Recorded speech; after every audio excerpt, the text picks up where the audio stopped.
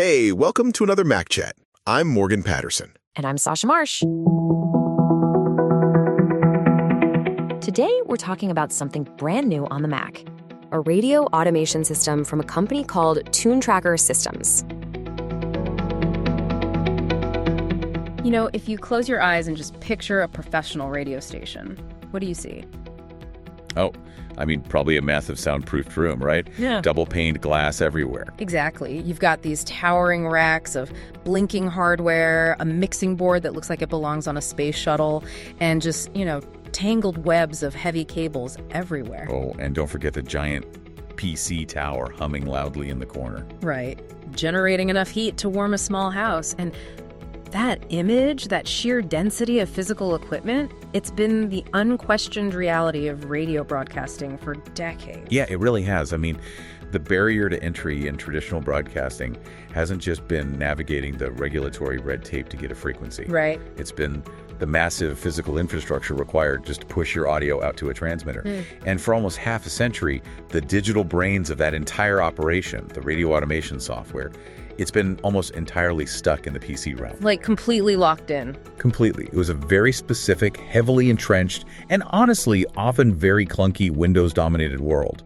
Stations bought into these massive PC server racks in the late 90s, and they just kept using them. Because the idea of migrating to something else was probably absolutely terrifying. Oh, totally. If it isn't completely broken, you don't touch it.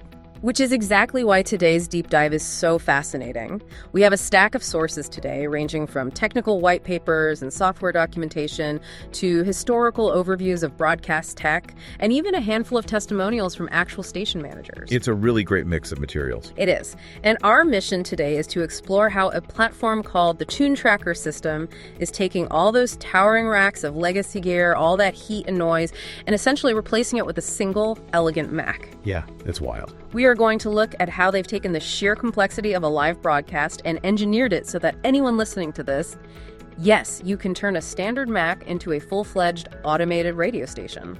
And, what's crucial to understand as we get into these sources is that TuneTracker didn't just appear out of thin air. Right. It feels like a sudden disruption because it burst onto the Mac scene.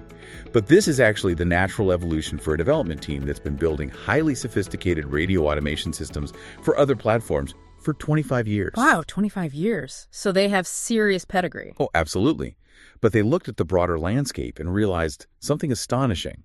I mean, Macs are the undisputed industry standard for audio production. Musicians use them, sound designers use them. Recording studios literally rely on them. Exactly. Yet they were practically ignored for the actual radio stations playing that music. It is genuinely wild when you stop and think about it. The people making the hit songs are doing it on Macs, but the people broadcasting those same songs to millions of people are chained to massive PC towers. Why the disconnect there? Well, historically, the argument against using Macs in broadcast automation was simply the initial cost. They were too expensive. Right. They were viewed as these premium luxury machines. And when a station needs to run multiple studios, those costs add up fast. But today, that argument is completely dead. Because of the entry-level Macs. Yeah.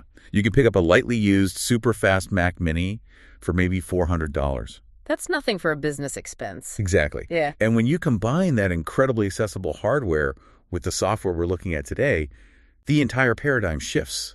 Furthermore, the underlying architecture of a Mac, specifically its core audio framework, is a natural, perfect fit for smooth, uninterrupted playback. Which radio obviously demands. Right. It handles heavy-duty audio routing with an elegance that older PC systems often really struggled with. Okay, let's unpack this. Because if you are sitting at home looking at your Mac right now, you might be a little skeptical. You might be thinking, well, I can just open Apple Music, create a really long, fancy playlist, hit the shuffle button, and call it a day.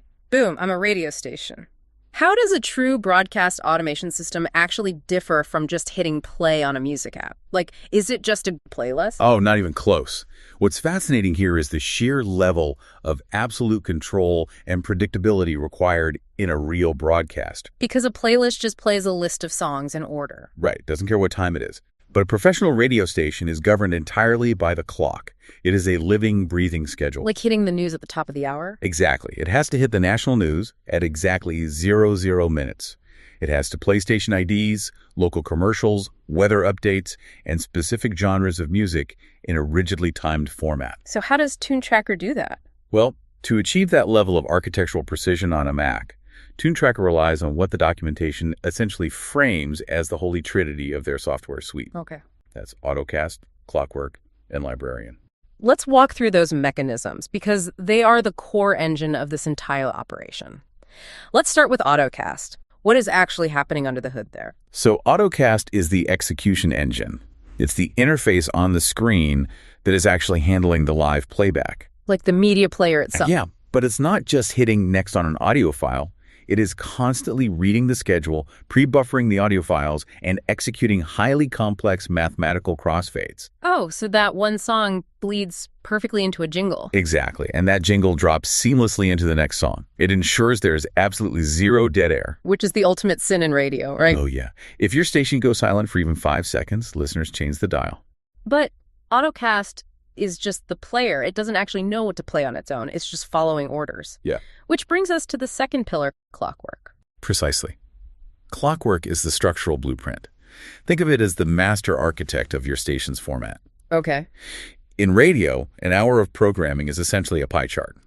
You might have a rule that says play an 80s hit, then a 90s classic, then a station jingle, then a 2-minute commercial break, and then a new release. So Clockwork is where you define those rules. Yes. You aren't picking the specific songs. You are designing the category flow. Clockwork then takes those rules and generates the exact, perfectly timed program logs for AutoCast to follow. But wait, how does Clockwork know which song is an 80s hit versus a new release? That brings us to the third part of the Trinity. And looking at the white papers, this isn't just a basic folder full of MP3s sitting on your hard drive. No, not at all. Librarian is the air traffic controller of your entire operation. It is a highly specialized, deeply detailed metadata database. Every single piece of audio, every song, commercial, and sound effect lives here. But it's the metadata that makes the magic happen. Librarian knows the exact tempo of a song. It knows the release year.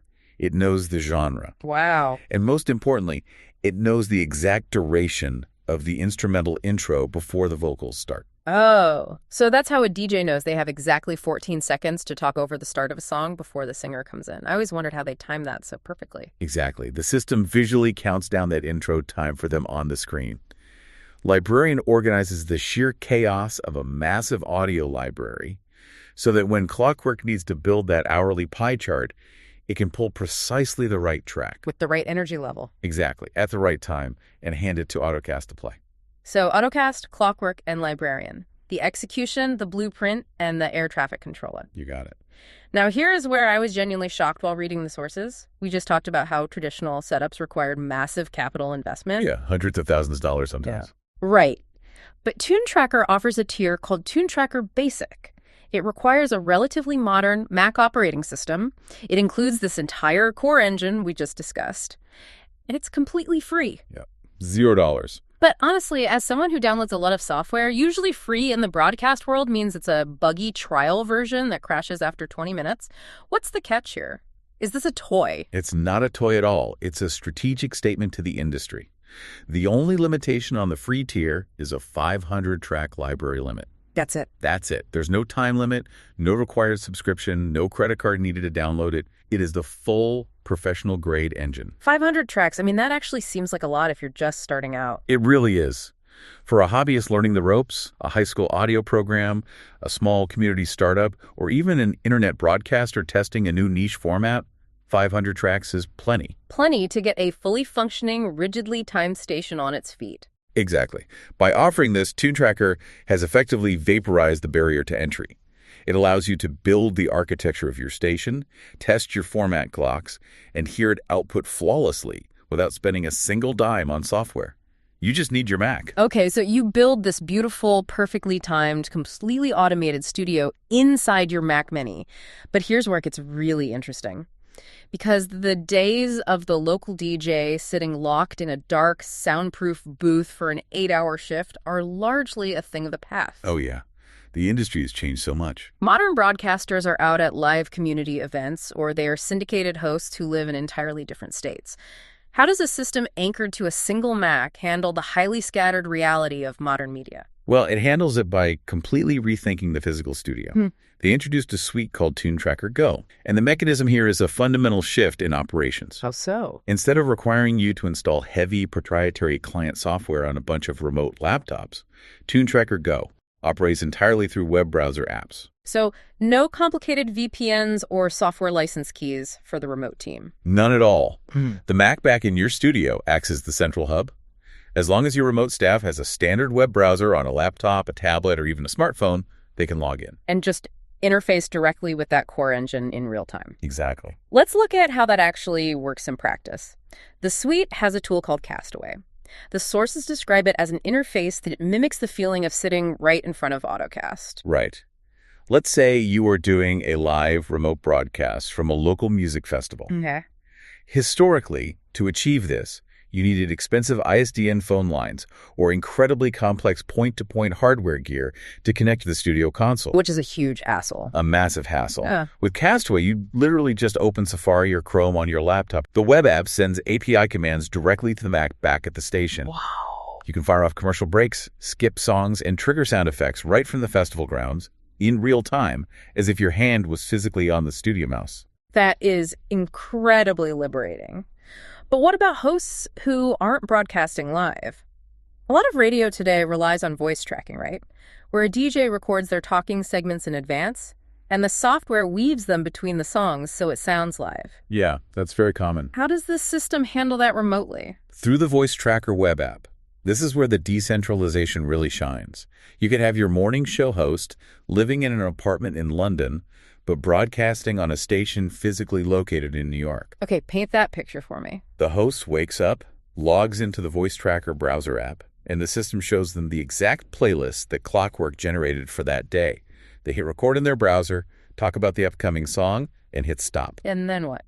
The web app immediately uploads that audio file to the New York Mac, and AutoCast seamlessly integrates it, cross-fading the music under their voice perfectly. That's amazing.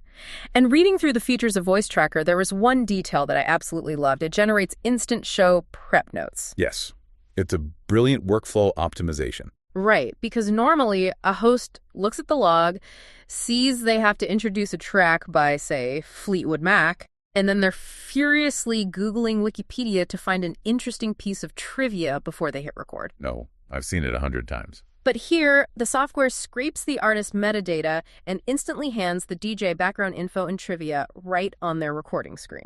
Exactly. It removes the logistical friction so the host can focus entirely on their performance and their energy. And to round out that remote suite, they offer mobile versions of Librarian and Clockwork too. So even the administrative stuff is untethered. Completely. Imagine the station's program director is sitting in a coffee shop and realizes they need to alter the format clock for the afternoon drive time show. They don't have to drive back to the station. Nope.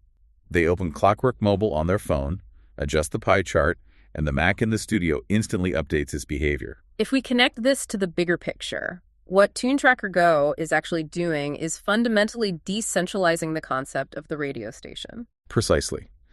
The Mac in the studio is no longer just a computer playing music. It is an intelligent broadcast hub. Your team, the DJ in London, the program director at a coffee shop, the street team at a festival, can be scattered across the globe, all collaborating on that single Mac in real time. It entirely shatters the concept of the studio with walls. It really does. All right, I'm sold on the remote flexibility. But let's push the envelope here. Let's say you aren't just a hobbyist or a small community station. Let's say you are running a serious commercial FM station and you have to compete for ratings against giant corporate legacy stations that have massive operating budgets and huge staffs. Right, the big leagues. Exactly. How much of the actual heavy lifting can this Mac software do autonomously to level that playing field? Well, this is where we get into the professional scalable add-ons. And frankly, this is where the automation becomes almost shockingly autonomous. Because a mid-market station often can't afford to pay a graveyard shift staff, right? Or hire a dedicated team just to manage syndicated news downloads. Exactly. So TuneTracker has engineered automated tools to fill those human gaps flawlessly. Let's talk about the one that made me the most skeptical at first, Air Staff Studio. The concept here is that it provides professional, computer-modeled extra staff voices for your station. Yeah, AI voices, essentially. Now, I read that and immediately thought of a robotic 1990s GPS voice reading the weather. Listeners would spot that in a second. Does this actually sound human? It's a very valid skepticism, but the technology has evolved light years beyond basic text-to-speech. This isn't just stringing words together. Right. The software is using sophisticated kinetics and computer modeling to replicate human cadence, breathing pauses, and natural inflection. It allows you to generate completely offline audio. So if your station needs a localized weather report at 3:00 a.m. Or an emergency promotional bumper because a concert venue changed. Yeah. You don't need to wake up your voiceover artist. You type the script into AirStaff Studio, it synthesizes highly realistic audio, and drops it into the system. It just acts as a tireless virtual staff member that works around the clock. Exactly. Wow, that is powerful. And then there's a utility called Fetch It, and the sources emphasize that this is completely hands-free content delivery. How does it actually know what to get and when? Well, Fetch It is basically the ultimate digital intern. In commercial radio, you rely heavily on syndicated content. Let's say you carry a 5-minute national news update that is supposed to air at the top of every hour. Okay. Historically, someone had to manually log into a portal, download the MP3, and load it into the system. Fetch It automates that mechanism entirely. How? You program it to ping a specific HTTP or FTP server at, say, 55 minutes past the hour. It silently goes out to the network, scrapes the server, downloads the fresh audio file, normalizes the volume, and drops it directly into the librarian database. In the exact slot AutoCast is expecting it. Exactly. It can even handle live streaming audio feeds. It completely eliminates the human error of an intern forgetting to download the morning news. It's just quietly working in the background. And you pair that with their administrative utilities, right? Things like automated station backups to protect your databases and a 24-hour audio logger. Yes, the audio logger is a critical mechanism for professional compliance. It records a continuous, highly compressed archive of everything your station broadcasts. No, for legal reasons. Right. If the FCC calls or an advertiser wants proof their commercial aired, you just pull the log. It even automatically isolates and exports your DJ's microphone breaks so they can review their own performances without having to remember to record themselves. So looking at the business model here, it's a tiered approach. You outgrow that free 500-track limit, you upgrade to a professional tier, which unlocks an unlimited database and adds a crucial piece of tech called Signalcaster. Right, Signalcaster. It takes the flawless audio mix coming right out of AutoCast and instantly encodes it for internet streaming. So you are simultaneously broadcasting over your local FM transmitter and globally via your web stream, perfectly synced. Yes, all from the same Mac. And if you are running the most complex operations imaginable, you move up to their highest pro tier, which unlocks the heavy artillery. We're talking support for complex commercial traffic scheduling software, hardware integration for satellite switchers. Basically everything you'd find in a multi-million-dollar corporate broadcast facility. But managed elegantly by an affordable piece of Mac software. Yeah. So what does this all mean? If we step back and look at the journey we've just taken through these sources, we are witnessing the fundamental unboxing of an entire industry. We really are. Radio automation has been trapped in this rigid, heat-generating, PC-dominated box for half a century. And the team behind TuneTracker took 25 years of deep industry expertise and applied it to the Mac. They recognized that the smooth, reliable audio architecture of macOS was the perfect foundation for broadcasting. And they've engineered a brilliantly scalable ecosystem around it. It starts with that generous free tier, the core trinity of AutoCast, Clockwork, and Librarian. Which completely removes the financial barrier for anyone wanting to build a station. Exactly. And then it adapts to the modern world. Mm-hmm. With their web-based remote tools, it shatters the physical walls of the studio, allowing a decentralized team to run the station from a coffee shop or a festival ground. And ultimately, it scales into a fully autonomous professional powerhouse. Mechanisms like Fetch It, seamlessly pulling down news, and AirStaff Studio generating localized voice elements. I mean, it means a station can sound incredibly massive and local, even with a skeleton crew. It is a deeply elegant solution. It really is. You replace the noise, the heat, and the tangled racks of gear with a single, quiet little Mac Mini doing all the heavy lifting. This raises an important question, though, as we look to the future of media. Oh. As tools like computer-modeled voices become indistinguishable from humans, and as automated scripts seamlessly pull, format, and broadcast localized news without a single human ever touching a mouse, How much of tomorrow's live and local radio will actually just be a smartly programmed Mac running quietly in a broom closet? When automation technology reaches this level of absolute seamless perfection, what truly defines the soul of a radio broadcast? That is a fascinating thought to chew on. If the listener in their car genuinely cannot tell the difference between a live DJ in a massive multi-million-dollar studio and an automated Mac running elegantly in the background, doesn't matter. Next time you turn on your favorite station, listen closely. You might just be listening to the silent hum of a Mac. Thanks for joining us on this deep dive. We'll catch you next time.